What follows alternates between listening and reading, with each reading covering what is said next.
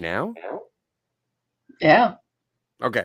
The Fantasmagorium show is proud to present Money, Murder, and Minnesota, a retrospective of all things Fargo. Ladies and gentlemen, boys and girls, welcome to the best 2 hours of television that I have seen in over a decade. And I'm a Mad Men fan. This is why I love television stories. And I am also in love with Gloria. The award-winning Coen Brothers executive produced and Noah Hawley run FX series Fargo is why we are here. So let's go. Kat is here. I am Scotty R37 and Steve is a syphilitic floozy. Come Interesting. on. What? You don't think he is? No. I'm pretty sure I think he's a syphilitic floozy.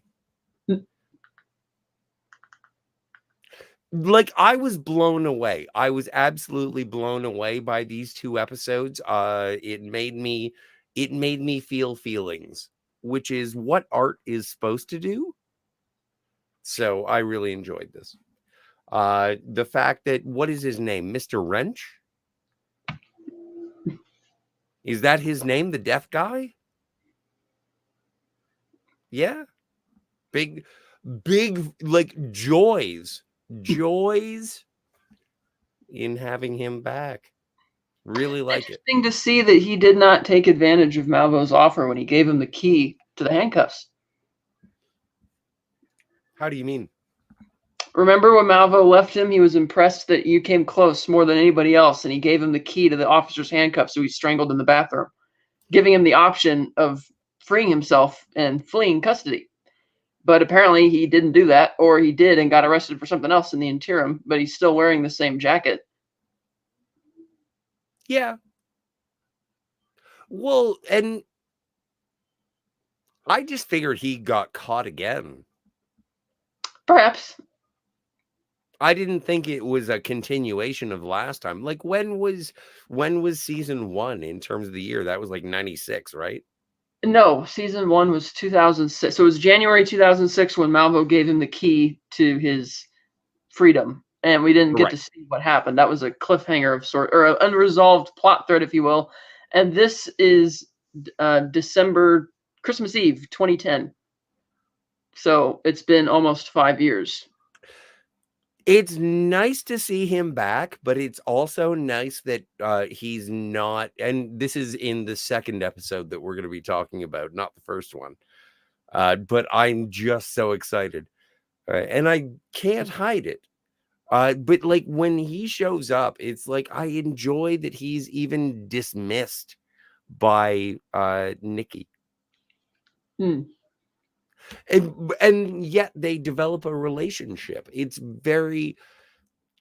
one of those things where, are you a fan of this character because you're part of the audience, or do you identify with the characters who interact with this character? And it's very, disassociation is one of my favorite things.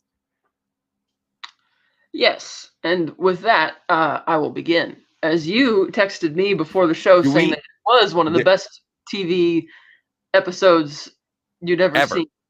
Yes, and I felt the same way. I almost felt like maybe the first half of the 8th episode should have been stitched on to the 7th episode, because that one's felt more direct continuation. But we begin this one with Gloria and Winnie. Again, I'm going to talk about it out of order for simplicity, as we usually do. Go! Gloria and Winnie arrive at Ray's house, because we last saw Gloria saying, no, she's going to go back to Ray's, and she's called Winnie, and they get there, and they find Ray dead. Varga and Mimo are gone, and surprisingly, they didn't call anybody. They just left it there, as if whether it got discovered or not wasn't their concern. And both Winnie and Gloria are kind of beside themselves that Ray is dead. Emmett, meanwhile, decides to go to the dinner, which he was told to go to, and we see it's yet another dinner at Bear's Diner, or Bear's Den, with the widow Goldfarb, but this time Cy is there as well. And she's trying to have a simple meeting, and Cy's happy that he's there, but Emmett is guilty as all hell and is kind of spilling his guts without coming out and saying what the problem is. It's just, And she's kind of surprisingly he not just killed his brother. Exactly. And he's just talking about it like she's trying to talk about what happens if people play hard to get. And he's like, oh, yeah, you hunt them down and you kill them. And then Sai's like doing this fake nervous laugh, like trying to figure out, like, what are you doing, man? Just shut up. And, we'll have the meeting. And the meeting's cut short when Winnie shows up. Because as we find out, she and Gloria went back to the police station where Mo Damick, surprise, surprise, is trying to shut down the investigation again. And the reason he wants to do that is because he has since arrested Nikki at the motel. I'm not sure how exactly they knew. How did they know she was at the motel? Well, don't forget that at the end of the last episode, that was sort of the plan that was put in motion by Varga. Okay, so that's right, Fargo, they called. Yeah, so he made machinations. That's right, because Mimo's waiting in the parking lot. And right. Because it would be better to just have her arrested and charged with Ray's murder rather than having yet 2 murders, on our hands. And so the police show up and they arrest her as she's trying to crawl out the bathroom window, just like Jerry Lundegaard from the movie. The movie, yeah. They pull her out and they cuff her, and Mimo's just sitting there watching in his car as she's being driven to the police station. And Mo Damick sits in the interrogation room with her, and he says, the cops were telling me as they were booking you and taking your fingerprints, you were kind of tender. He probably beat you up in places that didn't show, right? And he's talking about how simple things are. Oh, you mash potatoes, you know what happens? They become mashed potatoes. And he lays out the photos of Ray, and she surprisingly maintains her composure. Oh, yeah, she does. And he's trying to explain that, okay, you finally got fed up, beat him up, killed him, whatever. And yeah, and he's trying to figure out, to his credit, how does a guy like Ray, this pot-bellied loser, land what he calls Miss Penitentiary 2010? And he posits that, she did sexual favors for him in order to make parole. And she doesn't respond to that. And he's like, no, okay. Well, then what do you get? And she's like, well, I want a lawyer. And he's like, well, that's the wrong thing to do. And she's like, what? And he's like, yeah, you should be crying right now. And you'd probably get off with it, which is surprising that he's actually giving her what is ultimately good advice, because it does look pretty bad. And she decides to remain stoic. She's not going to do that. And he's like, okay. And so he leaves the office. Gloria and Winnie show up. And Winnie's boss is there as well, because this murder has happened in a different jurisdiction. And Gloria explains her whole conspiracy theory to the police sergeant of this jurisdiction. And he listens, and Mo says at the end of it, only an intellectual can believe something this stupid. Yeah, I thought that was really good. The dumbest thing he said so far. I'm like, okay, now if there were any doubt, we could see what drives Mo at this point. And she's like, well, and he says that he already talked to Nikki about it. She's like, oh, well, I'm sure you were really nuanced about that, basically insulting him again. Oh, Ace's lemon pie. Nice to see you. And so she lays out the conspiracy, but this sergeant actually thinks there might be something to it. But he turns to Winnie. He's like, who are you again? I'm a traffic cop. We'll get back to doing that. So she leaves the office, and he's like, well, Gloria, this isn't your case. This is not your jurisdiction. We'll call you if we need something. Mo kicks her out, and then she talks to Winnie and tells her really quick to go inform Emmett. Go find him and tell him, engage his reaction to finding out that his brother's dead. She's like, I don't think that's a good idea. She's like, go. And Mo comes out and he's upset, and he tells her that, you know what? There's only a week left until the changeover, and you better take the vacation and grieving time, whatever, paid vacation, or you better consider getting another job. And she's like, happy holidays, sir. And he's like, that's what I thought.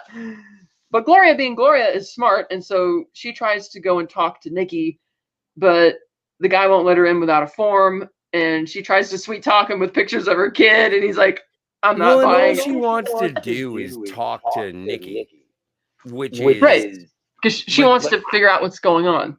Well, and the thing is that I look at that in the same way as seeing Batman and the Joker talk in The Dark Knight, but not like I want Gloria and Nikki to be like, so what the fuck is up?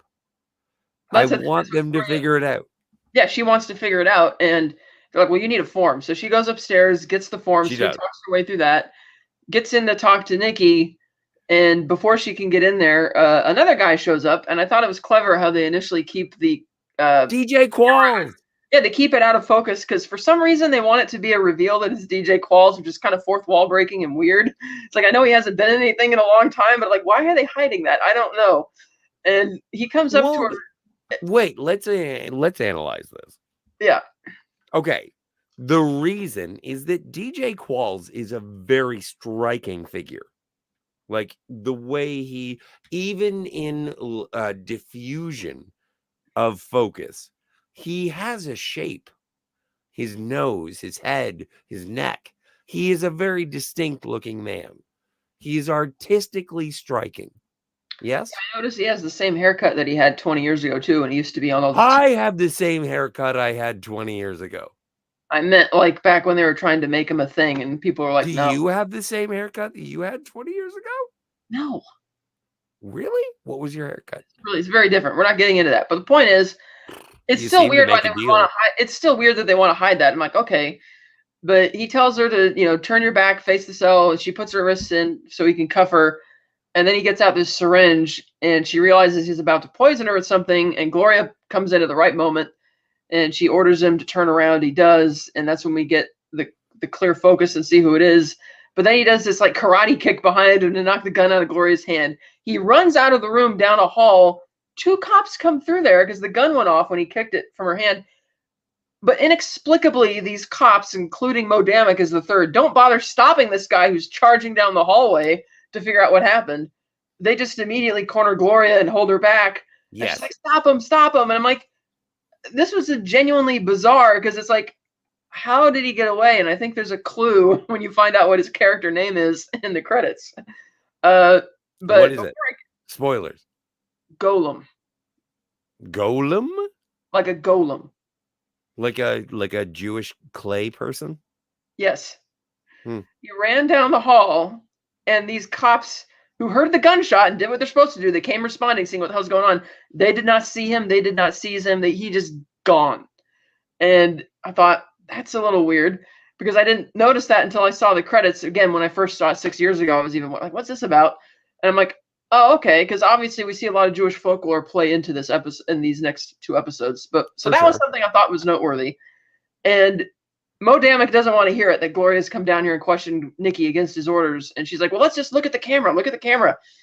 And they look at the security camera, and there's a glitch. And Mo's like, well, that happens at my TV when I'm watching the game all the time. And she reasons with the other police sergeant again, saying, what can it hurt to talk to her? And he's like, okay, yeah, we'll talk to her. And Mo's like, damn it, because he just doesn't want to be pursuing this line of thought or this line of inquiry. So Mo and Gloria go to talk to Nikki, and Nikki's kind of stonewalling him. She doesn't want to talk at all, which is odd. I think she could help herself here because clearly, Gloria makes it clear she's trying to be Nikki's friend, whereas Mo is making it clear that he's like, I'm sticking with my mashed potatoes theory. But all Nikki says is follow the money. But she doesn't say whose money, just follow the money. And Mo's like, that's it. I'm revoking your parole. I'm having you transferred to prison under protective custody, he says before Gloria can interrupt. He's like, you're welcome. And he leaves. And it's like, okay, that's good. It's nice of him to do that. But I still thought it was odd that Nikki didn't want it. Like, Gloria is reaching out a helping hand here. Nikki has had it laid out to her by Mo what will most likely happen. Because Nikki clearly is sympathetic. She wants to know what's going on and is clearly trying to. She doesn't seem to think she killed Ray. She's like, come on, what? Like, tell me what's going on here. Tell me. And rather than giving her anything, like, she could speak up and talk about the beating.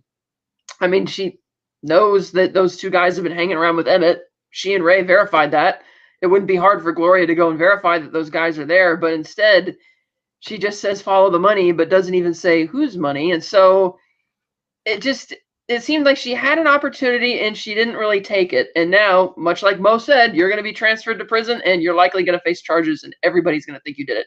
Because who's going to believe that you and Ray were genuinely in love, or that you would be genuinely interested in a potbelly loser like him? It's like, I mean, he laid it out pretty thickly. So it just seemed to me that she has every incentive to reach out to Gloria, and she just doesn't. And it's not clear if she's been provided an attorney yet, because she did put her foot down and say, I want a lawyer. She said I wanted a lawyer, yeah. Yeah, and we, as far as we know, she hasn't been provided one yet. So I just thought the olive branch is there. You should take it. One of the reasons that I really enjoy these 2 episodes is because I believe that Nikki loves Ray. Yeah, Like, we I know that. believe in that relationship. And Yeah. I think that is from performance and storytelling, everything. It warms my heart. And now that Ray is dead, spoilers, uh, and we've got Nikki, and I like the fact that there are sort of audio flashbacks happening that are like Nikki thinking about Ray and being like, "Oh no, my love is gone." And then the cat from Ray Wise. How Whoa, did Ray Wise get a stop, cat? stop. We'll get to that when we get there. Okay. But like I was saying, I still think she should have taken that olive branch. It's like Varga and Mimo. She's even smart enough to know that Varga and Mimo are behind this. She suspects that they have something to do with her getting arrested, and also says follow the money, but she's not going to give them even a hint because she obviously has an inkling of what's going on. But there's no reason for the cops to know what's going on at Stussy Lots. So why does she? I just thought it was rather bizarre and not necessarily the smartest decision to make. Because Gloria is now left with really nothing to investigate at this point because Don't you her think prime that suspect. dramatic tension is built on bad decisions? Yeah, but I'm just saying I believe that if Nikki was smart enough to figure out who Varga and his henchmen were, then I think she would be smart enough to have taken that olive branch. That's all I'm saying. All right. So meanwhile, Emmett goes to as we mentioned, he's at the meeting. He's spilling his guts out without really saying exactly what he's done. And then Winnie Lopez shows up. And Sai thinks this is about the traffic violation collision again. He's like, oh, this is harassment. And he goes to talk to her, and we don't hear her say anything. We just see from afar as Emmett's looking at them, and Sai has this shocked reaction. And he just beckons Emmett over to him. And when he mentions, your brother's dead, we suspect. And she doesn't say foul play, but Emmett immediately, he's like, well, I've been here since 6. Oh, you better look at that floozy girlfriend of his. She's like, well, I didn't say it was murder. But then she reveals afterwards that there's foul play. So he's obviously shot himself in the foot, even though this is the word of a traffic cop who shouldn't even be interviewing him about this. And I have a question. Yeah. So, let's imagine that you were in the presence of somebody dying accidentally. Yeah. I think that Emmett did it badly. If I were in his shoes, I would have done it better. I would have been like, oh no. I wouldn't have been like, oh, it's probably his stupid girlfriend. Like, it's just a ridiculous way to go. It's interesting to see the character as being defensive and stupid at the same time. Yeah. That's because Emmett is, racked with guilt about it, and he's not good at this stuff that Varga expects him to be good at. Because Varga says, go to the meeting, be upset when you find out, but not too upset, and he's just botching it. Oh, and he already noticed that there was a speck of the widow Goldfarb noticed that there was a speck of something on his shirt, which was, of course, blood that he already washed off. But Winnie is like deciding that, okay, Emmett is clearly, there's something obviously suspicious about this.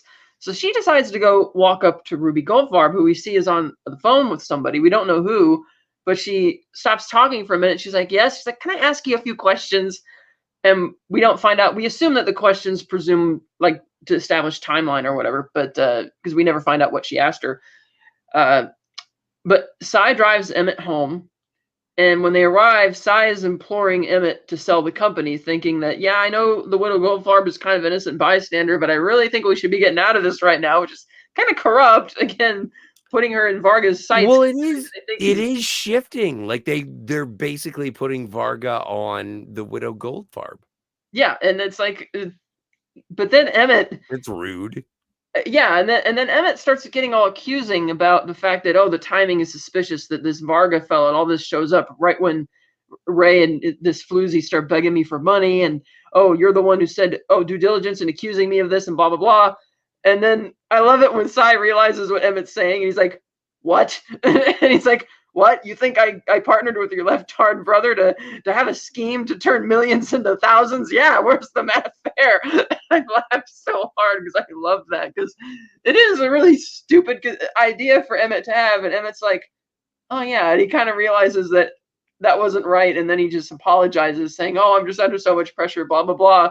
And Cy forgives him for the accusation, but he's like, come on, we need to figure this out. And so Emmett decides to go inside, take the night off, take a breather as it is.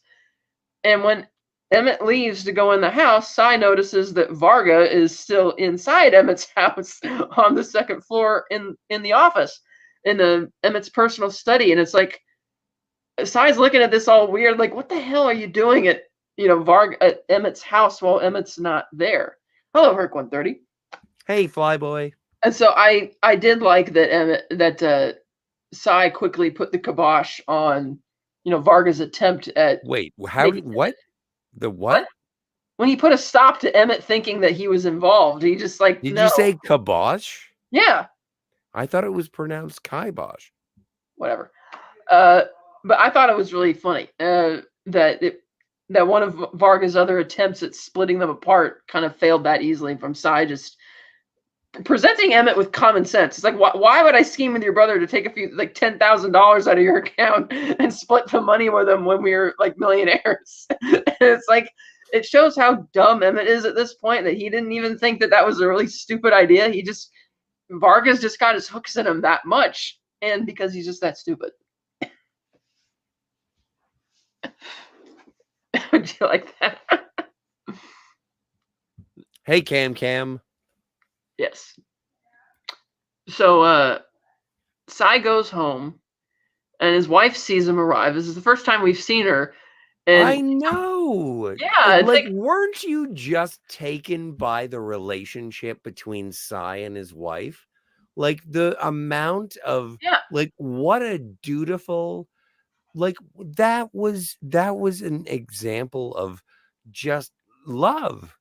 Right. Like, and traditional love. And she's clearly not at all the way Varga described her in the 5th episode. No, she's hot. She's not fat. Yeah, not corrupt or gluttonous or anything, or greedy. She might be Jewish. We don't know. So she's helping Cy take his coat off, and she's talking small talk, and then she notices that Cy's crying, and she's like, "What's wrong?" And he says, "The world is wrong.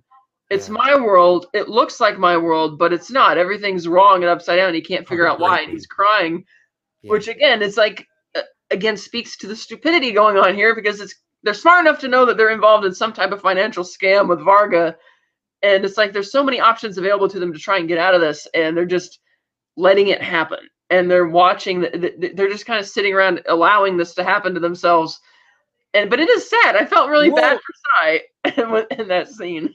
Well, I feel bad for Cy. Like, let's not forget, in the last week, he drank cock water. So he's been humiliated and violated, and he's not necessarily the badass that he claimed he was. That was obvious from the first episode that he's not. Neither he or Emmett are not. But that's the thing, is I think that's why Emmett is losing faith in Cy, he lost faith in Cy. Yeah, you can see Cy is not useful for getting them out of actual problems or actual. Yeah. It's his official position there is because there's the company attorney was the guy who got thrown off the roof, and then there's, I guess, Cy's personal attorney or something. Well, you know how there's a CEO, like the chief executive officer? Yeah, and he's like the CFO, perhaps? No, I would say COO, chief operating officer. Yeah.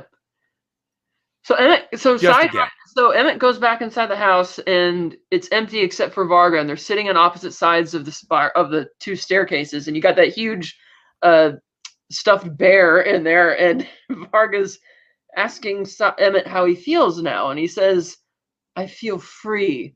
Asking specifically how he feels now that his brother's gone, and he doesn't have to worry about Cy right now. And then Varga tells another one of his little stories about the crooked man who lived in a crooked house off Crooked Lane. And that was gonna be the other, like, when I do the intro, yeah, I was gonna do the, and Steve is a crooked man in a crooked lane, but I didn't. so I love how, Varga's again using his little fairy tale similes or whatever to try, and little stories to try and, further sink his hooks into Emmett so that he doesn't really question, like, he's not bothered that Varga's just kind of moved into his house. Okay, that's not weird at all.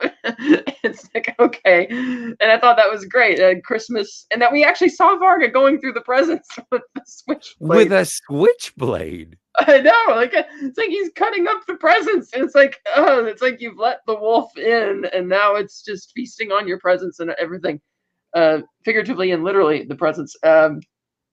And so that's where we now get to the last scene of the 7th episode, in which Nikki is brought to the prison bus, and they were drawing the scene out quite a lot. I remember when I first saw it, and I'm like, something's going to happen. Something's going to be on this bus. And they kept making a point that they're moving her towards the back, but they're not showing what's back there. She sits down, and I could tell from the camera angle, oh, there's something's going to be there. And then the music started playing. I thought it was going to be Bruce Willis. Why? I don't know.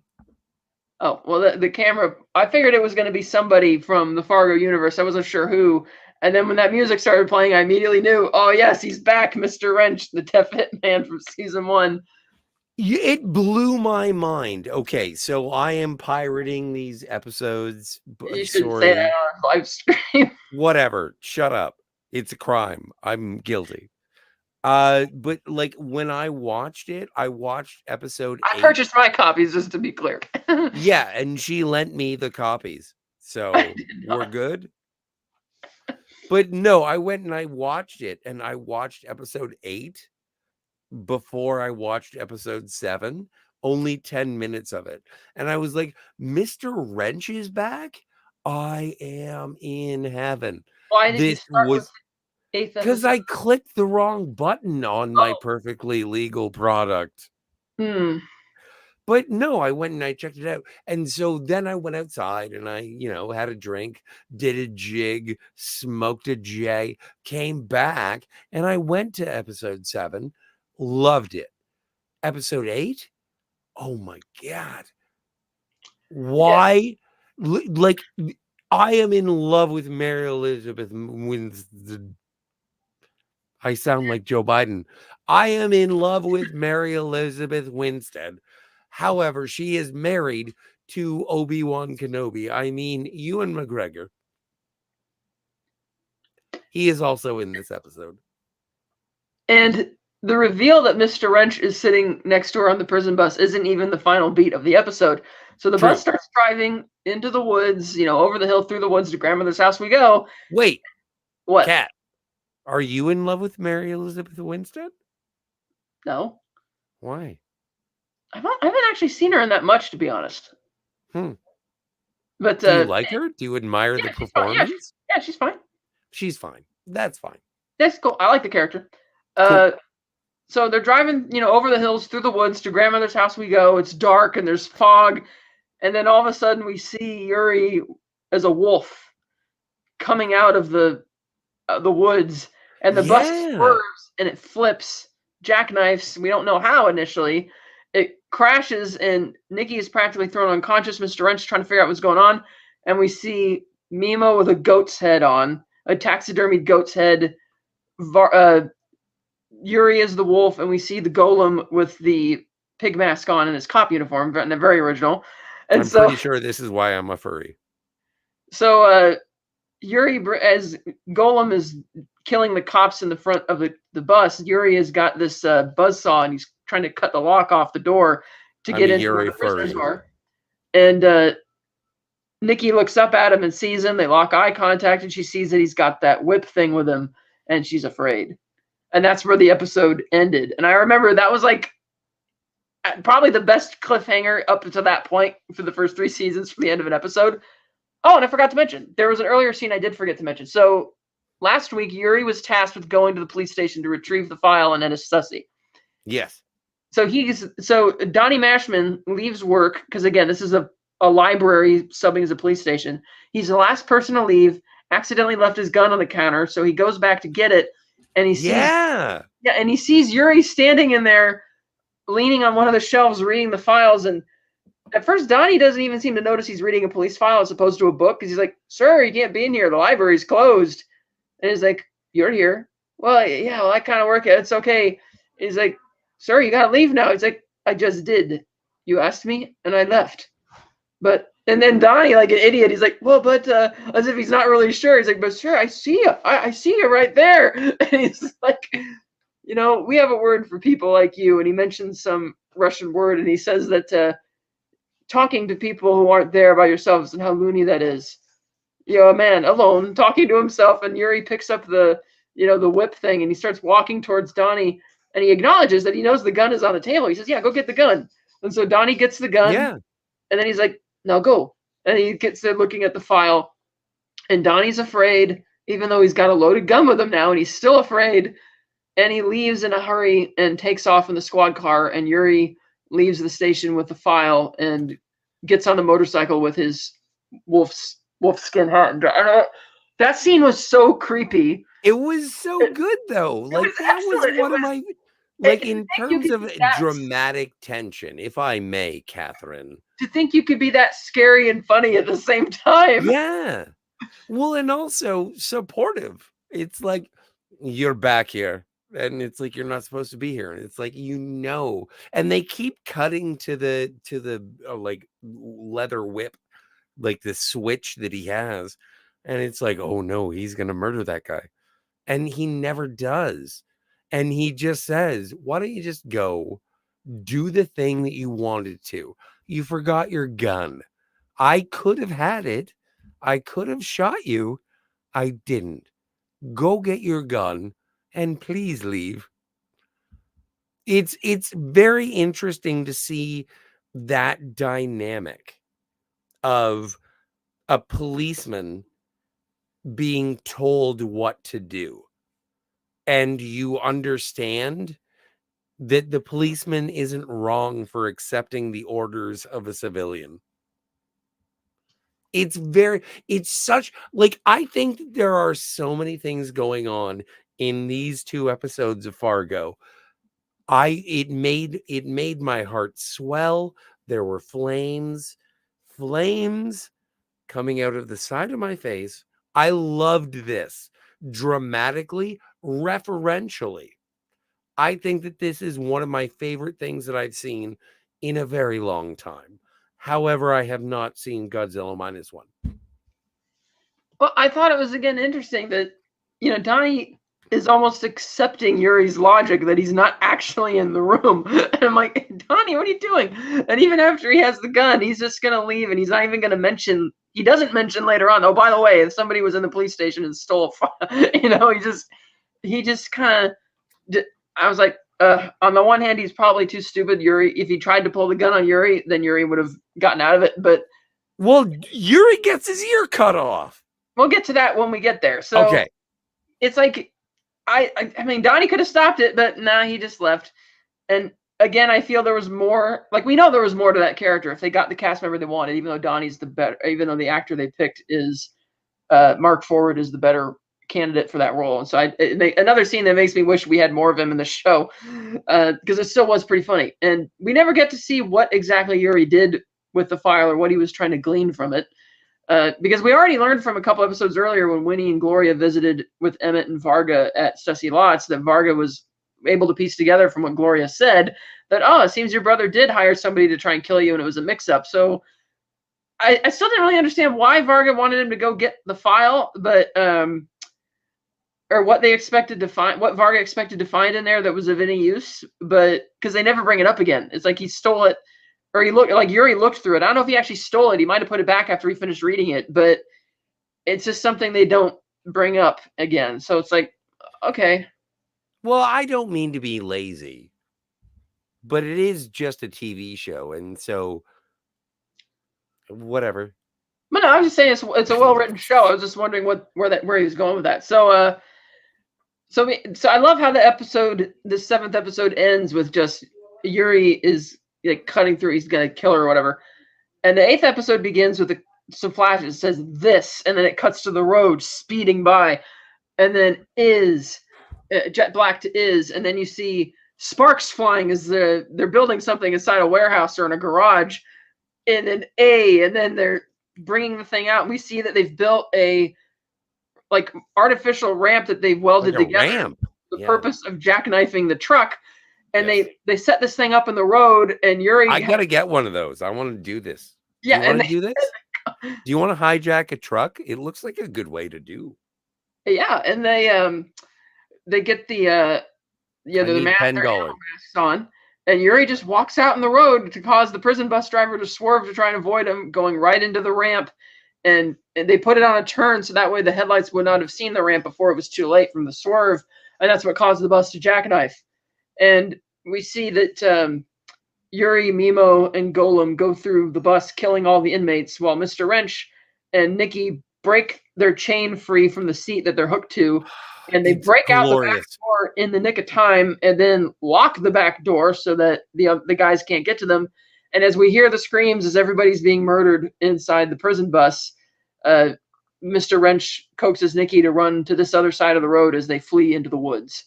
And I'm like, it's on now, because you actually did see the moment when Mr. Wrench was beating up Golem, because Golem came to get him first, and Yuri and Mimo look at each other because like Mr. Wrench has got skills, and they're like, oh shit, this isn't just some dumb drunk, you know. And so once they take off into the woods, it's like, here we go. when I like, and you've seen these. I've seen this episode. This is my first time watching. And when I saw Mr. Wrench, I think you had said that he was going to come back, but I didn't know when he was going to come back. And so when I saw him and he was with Nikki, I was like, oh shit, this just got real. And so my heart exploded. It grew 3 times that day. I love it. I love it. This is my favorite thing in the world. So they took off into the woods while Yuri, Mimo, and Golem get on top of the truck. And they're standing there and they hear a car coming. And so they quickly jump off the truck and they're standing in front of it looking at each other. And Golem takes off his pig mask and holding it by his side. And then Mimo's standing in the middle, not taking off this ridiculously huge, oversized goat mask. And, which is why I'm a furry. And Yuri is standing there with a wolf hat. And then this very square family drives by listening to Christmas music on the radio, and they look and they see like a satanic goat, a wolf man covered in blood, and this cop with a pig mask. I forget the name of the Christmas song, but it was so eerie. Yeah, and they look and you see this eerie image as they're driving by, which is the thumbnail that was used for that episode that was so creepy. I wish I could have it as my screensaver. And they're driving by, and you're a fucking weirdo, Cat. They're scared as they're driving away, and Mimo just takes the mask off. Finally, he goes to get in the van, and which they had parked on another road there, and he drives after them, much like another homage to the movie when you had the innocent passerby, which you also homaged even in the first season. And so now Mimo's going to take care of them while Yuri and Golem run into the woods. Well, and later on, we see that car overturned in the snowbank with murdered people. And I was like, when we get there, I was like, whose car is that? And I was like, oh, no, it was the stupid people listening to Christmas music. That's right, because we don't actually see it happen. We just see the wife crying and freaking out as the van is catching up with them, which is great. Meanwhile, Mr. Wrench finds an embankment to hide behind, and he puts his arm around Nikki's face to keep her quiet as Yuri and Golem start moving through the woods. And you can tell they're kind of underdressed. Yuri's wearing sneakers, walking through the mud and ice, and Golem and such move on. And then we cut to the next day, and it's just Mr. Wrench and Nikki walking through the woods, and she has all these audio flashbacks of her time with Ray. Yeah, about Ray and all of that, and how and everything, and just how everything just happens so fast, and now she's having time to process it. I would like to say that I think that is an impression of the character. I give much credit to the director of the episode, because like it's always been a question as to whether or not Nikki was using Ray. Even like other characters have said she's using you. But I believe that Nikki loved Ray. Now, I always thought that too. Yeah, I'm in, like, whatever that means, it means. But I don't think that the story or the characters are lying to me when Nikki loved Ray, Ray loved Nikki. That's it. I trust that. Yeah, I do too. I didn't doubt that. And you can And it tell informs the story. and you can tell when she's, when she's thinking about all those flashbacks as she's walking through the woods. Mhm. And eventually they come to a clearing where they finally decide to try and communicate because Nikki hasn't picked up on the fact that Mr. Wrench is deaf. And so he gets a branch and so he draws in the snow after you with a question mark, and she writes sorry, which is great. And then how did you take that? I thought that was the funniest joke that I've seen in all of Fargo ever. It was. I thought it was really funny. He's like, this is your fault. We need a plan. Yeah, and he's like after you. It's like he's like he wrote after you as in, are these guys after you? And like, is this why this happened? Are you at fault here? And she's like, sorry, because she's admitting that they're chasing her. That's specifically what he means. Like, after you? A question mark? Because he saw that they were following them into the woods. They were not just they didn't, like, they clearly came there for somebody, killed everybody on the bus, but then followed them. And it's like, why would you jackknife a bus to kill everybody unless you're after somebody in particular? I took it differently.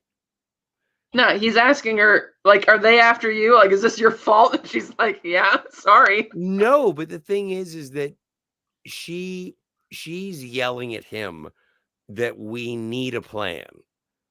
Yeah, after he asks her what's going on, she apologizes because she is at fault for what happened, essentially.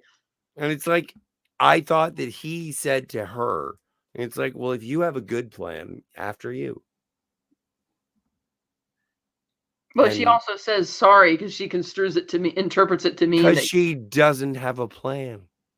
Yeah, no, but she says sorry. Like, I can't really help the fact that they're chasing us now. Anyway, it's an interesting moment. Yes, and as they're doing this, we see that Yuri and Golem are watching them from the hillside because they were in a big clearing where they did this, and Yuri notices that Golem has a tattoo, Helga, on his wrist, and we finally have the callback to the cold open of the season where he says, "I knew a Helga once. All she did was talk, talk, talk, talk, talk." I'm like, yep, you're the one who killed her. You killed her when you were 20 years old, back in East Germany, and then before he can finish talking about it, this arrow flies out of nowhere like a jump scare and just hits the. Oh, I know, right? Nails it to the tree, and he's like, "Oh shit!" And then we see these two hunters, father and son, running up. Yeah, we got it, and you can barely see it, but you notice there's blood dripping down the wolf's head that they shot, and they look at it, they're like, what the hell is this? Like a pelt nailed to the tree. And then Yuri just walks up behind him with his look on his face, a little blood from his forehead. You're like, oh, they're done. And it cuts straight to Yuri running through the woods with their crossbow, and I just started laughing. It's like, yep. And then we see Golem has the other crossbow. I'm like, yep, they killed him. And now they're armed, armed with more than what they had before, as they continue hunting Nikki and Mr. Wrench through the woods. I thought that was a bit of a random moment, and one with reason, of course, as we find out why they wanted to use the crossbows for the next action scene. But that was I like that they don't even show it when he kills him. It's just off screen. And that jump scare that they nearly killed Yuri, this dipshit nearly killed Yuri, who's practically invincible, if you will. And no, he just very close. He was that close to getting killed. There was something about, like, again, the tension of the episodes. It was almost like a Coen Brothers movie directed by Quentin Tarantino, because we do get, like, yeah, crossbows. He was insane. Yeah, and so then it gets to nightfall, Yes. and Nikki and Mr. Wrench come upon this body. Seemingly, it's a body hanging in a tree, and we see that it's actually a mock-up scarecrow for target practice. And there's a small clearing that's, got a lot of beer bottles and stuff and cans that people have used to shoot. And there's a stump that's in the middle of this clearing, and this clearly has been made as a makeshift gun range. I've been to places like that before; they're fun, and there's an axe that's been conveniently left here. And so Mr. Wrench decides he's going to use the axe to break the chain, and they lay the chain from their handcuffs, from their shackles over the stump, and he's raising it, and he hits it once, and it kind of starts working, and Nicky's like, do it again. So as he's raising to hit it again, he suddenly gets struck in the arm with a crossbow, and he moans in pain, and they hide behind the stump. 2 more crossbows come out of the woods and hit the tree stump, and it's like they're under attack. Golem ends up lunging at him first. They get in a fight. Nikki gets shot in the ankle, through the ankle, with one of the arrows from the crossbow. And they end up, during the fight with Golem, another arrow comes out of the woods, nearly hitting Mr. Wrench. and misses him, and he just takes the axe and throws it, and we see it go into the woods, and we hear it like it obviously hit flesh or something, but we don't see initially what happened. Yeah. And then Nikki and Wrench get Golem up against the stump, and they start trying to strangle him with the chain. And then, to their surprise, the chain comes all the way through, and they're like, huh?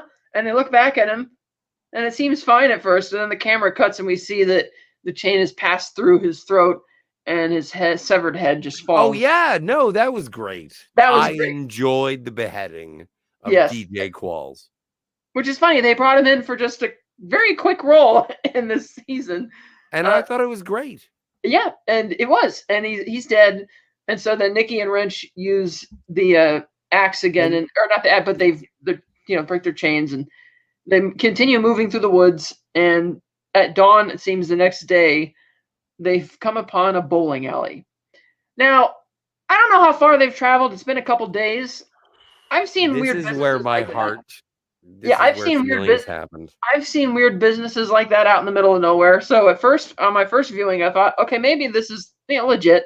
So they go inside, and Mr. Wrench sits down in one of the chairs by one of the bowling alley lanes. It's a pristine. Oh, they're both beat up to all get out. Exactly. And then everything else is so perfect and pristine. And Nikki goes to sit at the counter, and the bartender offers her asks if she wants shoes. And she's like, what? No, I'll just have a drink. So he gives her one, and the camera pulls out, and then we see Paul Moraine, who is, of course, from the 3rd episode from Gloria's Los Angeles Odyssey.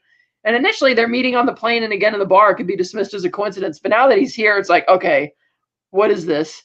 And he's talking to Nikki about the Jewish belief of Gilgul, the reincarnation. And he brings out this adorable little kitten, and he says its name is Ray. And Nikki's just excited to see it. And she's just, playing with the kitten. And he's talking about how, yes, me and my friends, we were discussing, we think you're on, we're fine letting you leave. Your friend, there were some questions about whether we should let him go, but they've decided, he's I've convinced them he's on a better path now. And it shows Mr. Wrench sitting there drinking in a chair. And it's like Nikki's kind of like, what's going on? He's like, have you been here before? And she's like, the bowling alley. And he can tell she's not really picking up on what this is.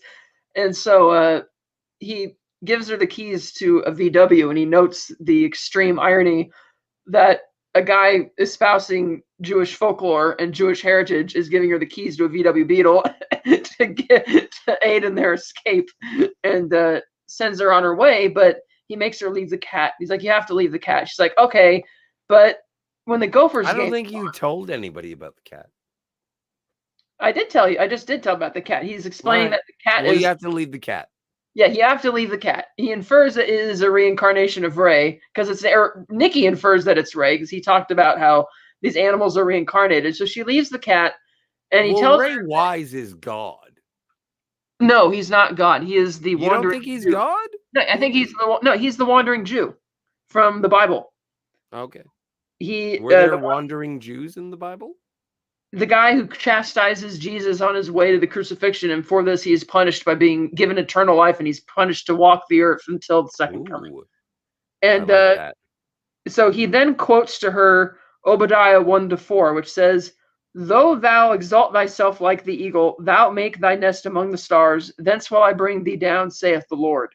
And he tells her that because you are a fighter of evil and in confronting evil, then you need to go and say that to the enemy. And she takes that to heart, and she leaves with Mr. Wrench, and they get in the VW, a green VW, and they drive off. The irony, of course. Kat, you do research for this show? I do. And as they're driving off in the VW, of course, the irony, because Hitler is the one who invented Volkswagens, and so a Jewish man giving a Volkswagen as an escape route is really funny. And then Yuri shows up, and we see, like we saw in the woods, the severed ear. And from I forgot to mention that Mr. Wrench threw the axe into the trees, and it's not until the end of that action scene that we see the severed ear, along with part of the side of the head and the hair and all that. It's like, oh, that's bad. And it's really gnarly when you see him walk out of the woods and he's bleeding like a sieve, because it's not just his ear. It's like the whole side tuft of his head is gone. And he just casually walks into the bowling alley. He sits down the crossbow, his napkins, vodka. And he puts the napkins up to his ear. And then Paul Marine is looking at him all serious, like, and he says, Yuri Gurka. And he's like, huh? He's like, yes, you're Yuri Gurka, grandson of the Wolves 100, Cossack of the Plains. I have a message from you, from the Rabbi Nachman. Oh, yeah. A message from you from Helga Albrecht and the Rabbi Nachman. And because he also talked about the Cossack massacre of the Jews in Oman. Yeah. You know what? I was afraid that Yuri was going to kill Ray Wise. I thought Yuri was done once he started walking out of the bowling alley. It's like, I know what's going to happen now, because once they made it clear that this isn't a real place, that he's, the wandering Jew who's passing judgment, and he's convinced the other angels or whatever to let Mr. Wrench go because he's on a better path now. He's going to be a good person now, and that and that they're going to go fight evil together. And so in comes Yuri, who of course does not have any redeeming qualities, and so he accuses him again directly of being the killer of Helga Albrecht. And he says, you're the grandson of the Wolves 100 who committed the massacre against the Ukrainian Jews. And so he says, I have a message for you of Helga Albrecht and the Rabbi Nachman. And then Yuri just kind of looks forward straight into the camera, and it cuts to this black and white image where we see Helga Albrecht standing front and center with all the other victims of the massacre out in the fields. And then it just cuts to black. And it's like, that's it. No more Yuri. And it's like, I'm like, okay. Some people might have thought they jumped the shark. Other people might have been on board with it because Fargo has had supernatural stuff before. And they do sort of infer later on when Gloria mentions that, oh, toxic shock, like that Russian fella, who I assume is a reference to Yuri, because the scene, it resumes by cutting to Gloria celebrating Christmas with her son at the dad's house. And she gets a call saying that she's got to go out to the carnage on the road. She finds the prison bus. We see the car of the passerby who've been murdered. She asks the U.S. Marshal about Nikki, and he's like, there's no female prisoners here. And he's kind of condescending to her when she's asking questions about her case. He's like, do you have a U.S. Marshal patch on your shoulder? No? Well, then I'll call you if something comes up. And so she's like, okay, we're not going to get anything from this. And so she leaves. And then Gloria is always getting demoted.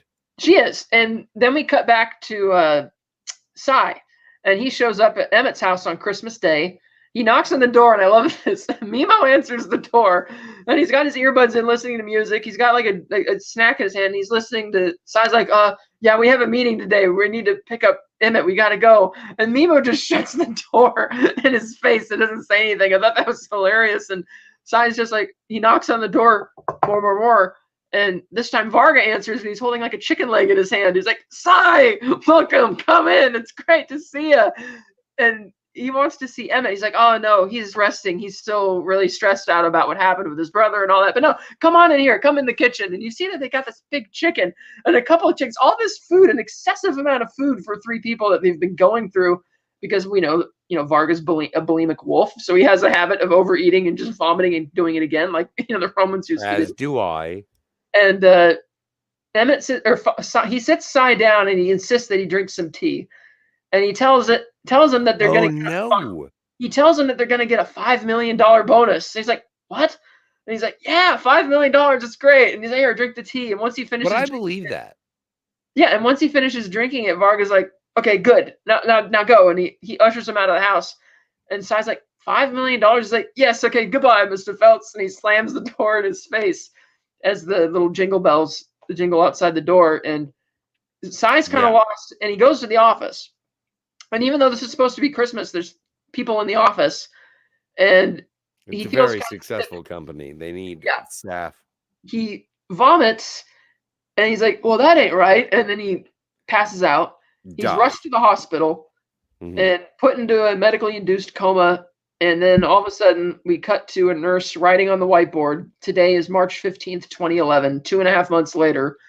And Sai is still comatose. And Emmett is sitting by his bedside. And that's when Gloria and Winnie show up to harass him again about the case.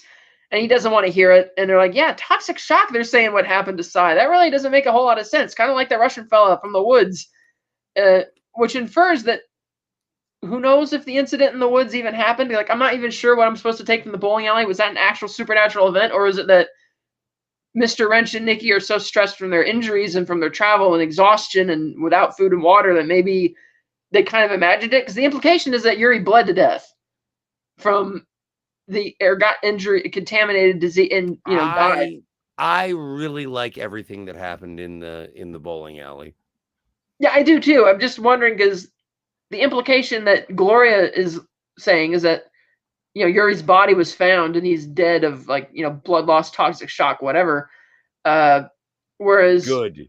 Well, yeah, absolutely. But I was wondering if is that the implication where maybe the supernatural part only happened to those three characters, but to the outside world, it just seemed like, oh, he just died of his injuries.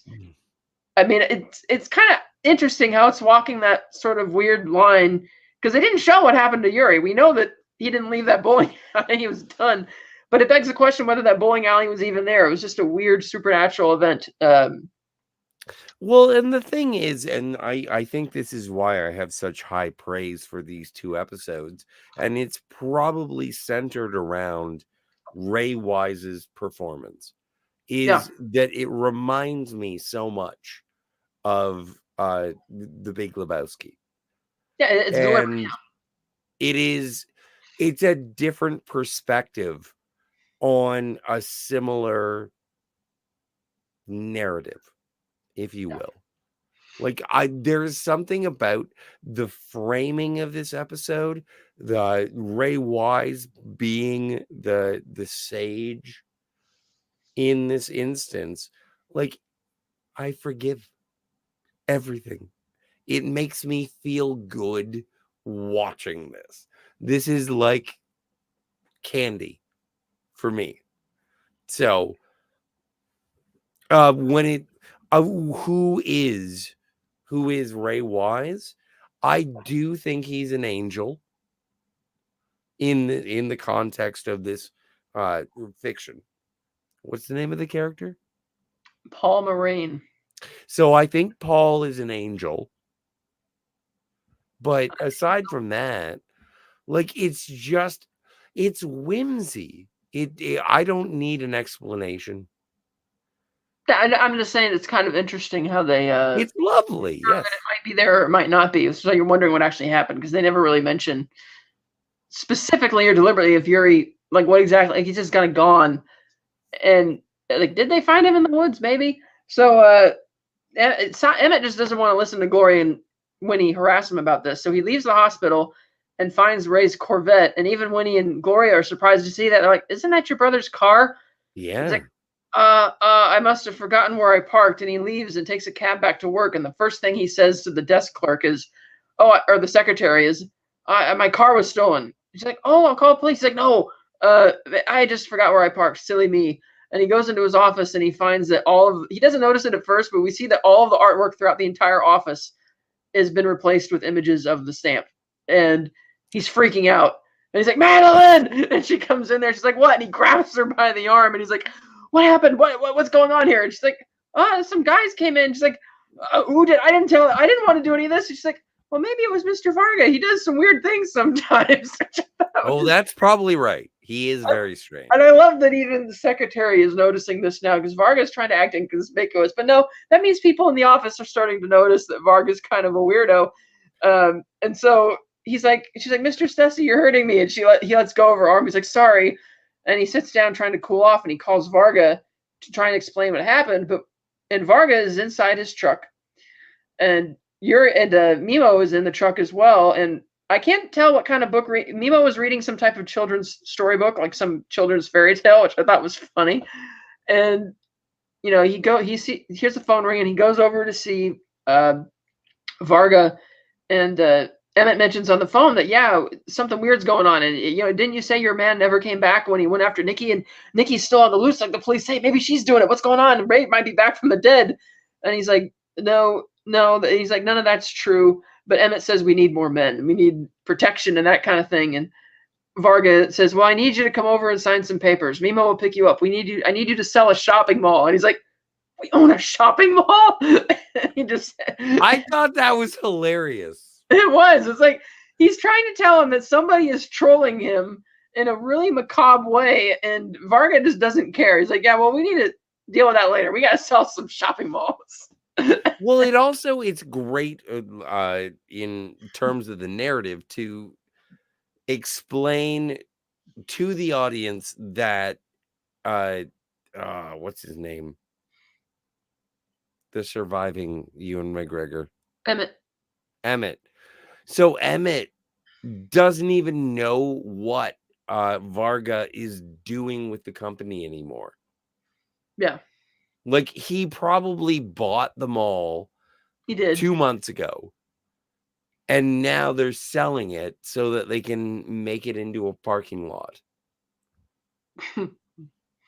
Like and also like when Sai gets poisoned, and then it's like they show him again, and he's got a giant beard, which is representative of time passing. Well, because it says on the board it's been 2.5 months. Well, yeah, but was there a subtitle or? No, it was written on the whiteboard where the nurse wrote on the whiteboard, today is March 15th, 2011, and he fell down on Christmas Day, 2010. So it's been 2.5 months So he's... Well, I don't know. This is a true story. The names have been changed, but whatever. So yeah, there's that. And then so Mimo picks up Emmett, takes him back to the house, and Varga wants him to sign the papers, and it's like, no, I'm not signing anything else. We got to deal with this. And he explains more specifically of what's been going on. And this time Varga actually listens, and he's like, okay, he notes that there's something weird going on. And he's like, well, you don't have to worry about her, because if she's wanted for murder, any sensible person would have run away to Canada by now. It's like, you don't have to worry about it. And he's like, come on. He's like, no, whatever. And he says, here, just take these. And he gives him these 2 pills, saying, oh, they'll calm your mind or whatever. And then Varga leaves, and he goes back to his trailer. And Emmett doesn't end up taking them. Mimo picks him up, takes him home to sign the papers. He doesn't want to sign them. And that night he finds out that somebody has shaved off like his mustache, or half of his mustache, or planted one on there, or planted a piece out. He freaks out and he screams for help. Well, Mimo is just dancing on the floor in the dining room, and he rushes up to save him, and he calls Varga, who's at the trailer, and brings him over. And Varga's like, you're sure nobody else was here? And Mimo's like, no, nobody was here. And so Emmett's like, nobody's here. And so now he's acknowledging that it's weird, but he's not that concerned about it, because Varga would much rather have Emmett just sign the papers, which is why he gives him the sedatives. And then he leaves. But Emmett is not taking the sedatives. He's pretending to, but he's not. We then cut to the police station, where Gloria finally signs her divorce papers. So that's all done. And then she's surprised to find that Emmett... So she's single. Donnie calls her chief. She's like, you can't call me that no more. And then she hears Emmett has walked in, and he's like, I want to confess. And yes, shocked to see that. And then we cut to the end of the episode. It's over. Yeah. Great cliffhanger again. I'm very much looking forward to the confession. And what exactly he will be confessing to in its entirety. I don't even know what. I was just like, what? These Stussy boys, they're not that bright. Mm. But I am like, I enjoy episodic television, but I enjoy episodes that can stand alone. And I think that actually, episode 8 on its own is one of the best episodes of television that I have ever seen. Agreed. And so that's why I was so excited. And I'm glad you agree. Usually you punch me in the ribs. This was a fantastic episode. Yes. Twofer, but really, really great. And because I was wondering what they were going to do with the story now that, oh, you killed Ray. So that whole central conflict of the show is over. What are you going to do? And the 7th episode didn't really have any scenes in it. It was just the immediate fallout. And now we've had the action. And it's the mystery. Like, where are Nikki and Mr. Wrench? Where have they been for the last 2.5 months? We see that even Gloria comments that Stussy Lots has expanded a hell of a lot in the 3 months since she last saw him. So we can see that Varga's scheme is really taking hold. But Varga doesn't seem to care that Yuri's missing and never came back. Like, whatever. Mimo doesn't seem to care about much of anything. And Mimo, for some reason, reads children's stories while listening to music and dancing on the floor. Oh, thank you, Eugene Bird. Very generous of you. $20 super sticker. You may not be able to see it in the what is this? StreamYard. But no, it is a looks like a hippopotamus wearing a blue, or sorry, it's a blue hippopotamus wearing a yellow tank top who is dancing and saying victory. I'm pretty sure the hippopotamus is gay. So thank you, Eugene Bird, for the gay hippopotamus.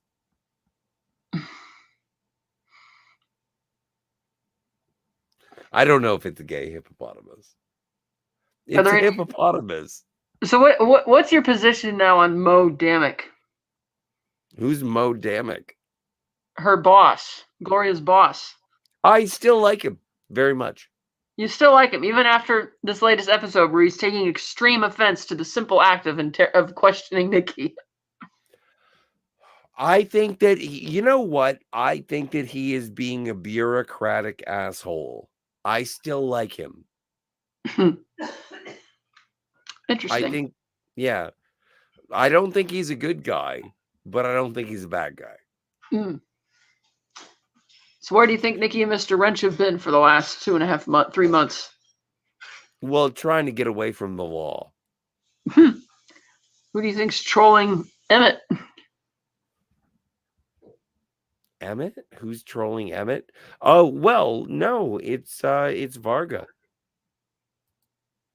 Interesting. You know what, the most upsetting relationships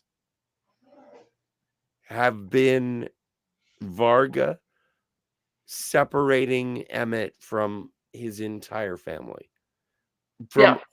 Like, he is being manipulated to be alone, and Varga is not your friend, and he's just being isolated, and it's going to be a very great tragedy when Emmett dies. But he's gonna die. Well, it's interesting because Paul Moraine has insisted that both Mr. Wrench and Nikki have good things in store for them, and he's encouraging them to go after the evil. But they don't represent the law. They are most assuredly outlaws, which is interesting that they are apparently the ones who are going to be allegedly the harbingers of justice, as opposed to the law and Gloria. Well, but also don't forget about Swanee. We ain't criminals. We're just outlaws. Well, Mr. Wrench is decidedly a criminal. No. He's killed some innocent people before in his machinations. Yeah, but so what? He's not a good guy. Well, I don't know. Maybe my perception is a little bit askew.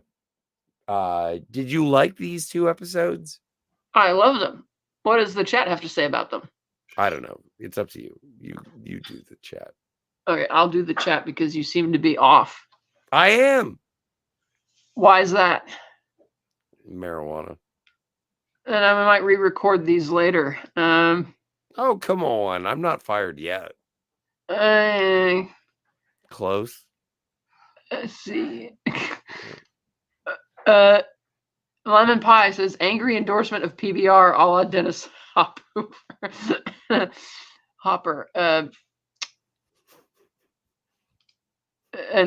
see. Phantom Organist says he's waiting for syphilitic Steve to bring my drink. Cinema Gulp has scotch.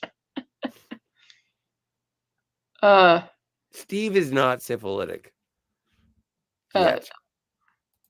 It's nice to see LDG. Oh, Cam says, I got to be up at 0 dark 30. Have fun, everyone. Take it easy. Oh, thanks, Cam. Sorry we missed that. Oh, and DJ Play Nice is here. Stopping by to say hello and bump the algorithm. Have a good night, everyone. Thank you, DJ Play Nice. Very kind of you. Cat Scott is also guilty of being Canadian. He totally didn't pirate these episodes. That is a good point. It is. So we are now on the verge of the season, the last 2 episodes next week. I know, right? Yeah. I am looking forward. Here's the problem, though. What? I want to see season 2 because I have such a crush. Why is that a problem? We're going to do it. No, I know, but I want to see Kirsten Dunst's episodes. Why is that a problem? We're going to do it. Yeah, but like once we're done season 3, aren't we doing a Star Wars? Only because you wanted to do it, but we're only going to do that for 2 episodes. Okay. So what's next? Next is the season finale of Fargo season 3, the last 2 episodes next Thursday. We're then doing another special on April. Might as well just say it. We'll do something else on the 11th. We're taking a break on the 17th because I will be out of town.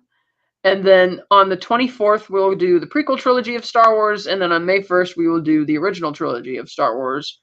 And then on May 8th, we will return to Fargo. And we should cover all of season 2 from May 8th through June 5th if we stick to schedule. But next week is the finale. Now time for predictions.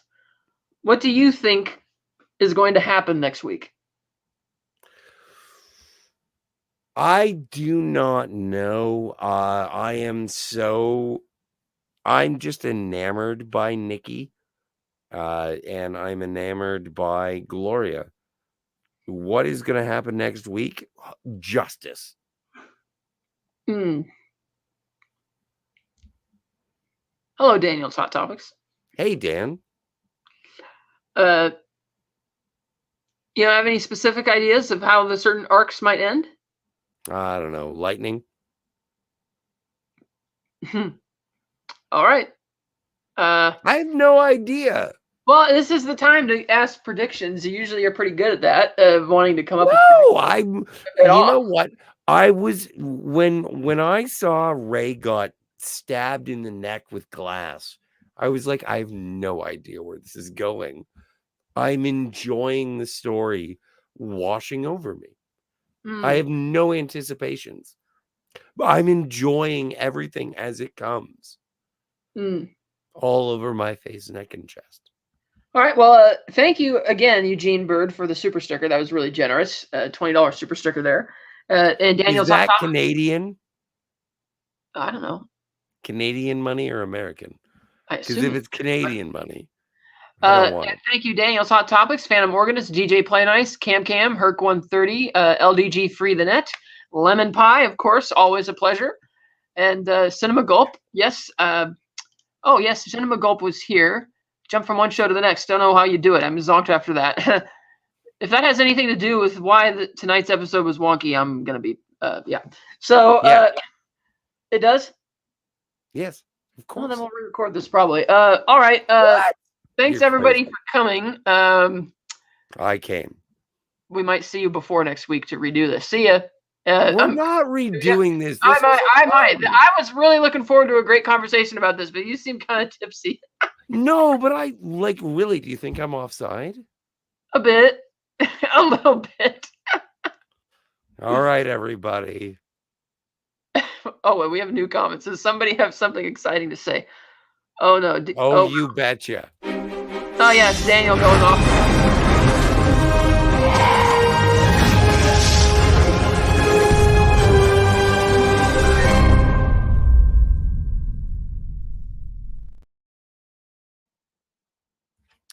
This is my favorite part, is that I didn't really want to stop it. I just thought I'd use the sign-off catchphrase. Are we done? Are you over?